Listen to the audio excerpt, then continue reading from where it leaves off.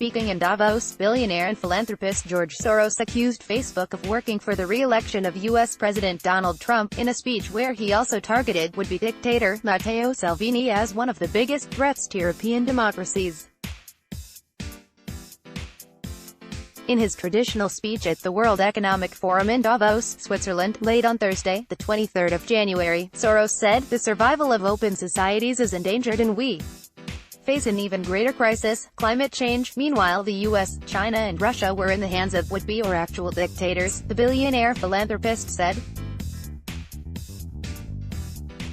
He described Trump as the ultimate narcissist, whose self-absorption developed a pathological dimension when he arrived to the White House. As a large number of social media followers bought into his alternative reality, his narcissism turned into a malignant disease during his presidency, Soros continued. Asked about Facebook, one of his favorite targets, Soros said the company was helping Trump win the U.S. presidential election in November. Mark Zuckerberg's company is not doing, at all, a better job today, he said. Soros accused Facebook of playing an important role in electing the Republican candidate back in 2016, and said it could play the same role this year. He also spoke of a kind of informal mutual assistance operation or agreement developing between the U.S. president and the company. Facebook will work to re-elect Trump and Trump will work to protect Facebook, so that this situation cannot be changed, and it makes me very concerned about the outcome for 2020, he said.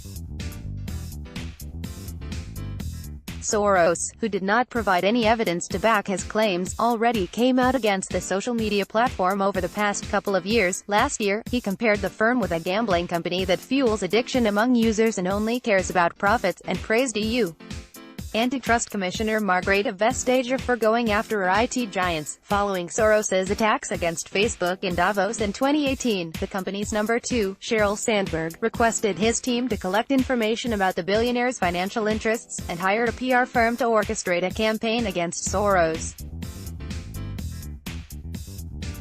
Xi's total control. In his speech, Soros also went against the other all-powerful man of the planet, Xi Jinping. He said that Xi became a dictator as soon as he gained sufficient strength to do so, used artificial intelligence to achieve total control over its 1.3 billion citizens, and exploit Trump's weaknesses. But as Trump will have to fight for his re-election, Xi's success is far from assured, Soros said.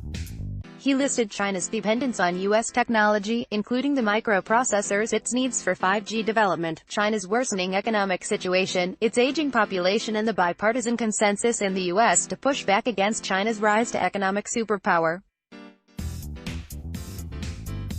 Soros urges Trump to maintain pressure on China's Xi. Investor and philanthropist George Soros said late on Thursday, the 24th of January, that U.S. President Donald Trump should focus on tackling China, whose President Xi Jinping is the most dangerous enemy, and recommended a crackdown on its tech giants ZTE and Huawei. Last year, Soros focused his speech on Xi, the most dangerous enemy of open societies, and called on Trump to crack down on Chinese telecommunication giants ZTE and Huawei. This year, Soros also came out against Hungarian Prime Minister Viktor Orban and the leader of the Italian far-right Matteo Salvini. The far-right Italian leader is the would-be dictator of Italy, he said, praising the movement of sardines opposing Salvini. Regarding Orban, Soros argued that he represents the perfect example of dictators who doesn't know when to stop being repressive. The consequence of his overreach was that he lost local power, including in Budapest. $1 billion for universities. Turning to the future, Soros placed his hope on youth movements and education. For that reason he said that he would invest €1 billion in funding a new network of universities, the Open Society University Network (OSUN). He described this project to support students, professors and researchers as the most important and enduring of his life.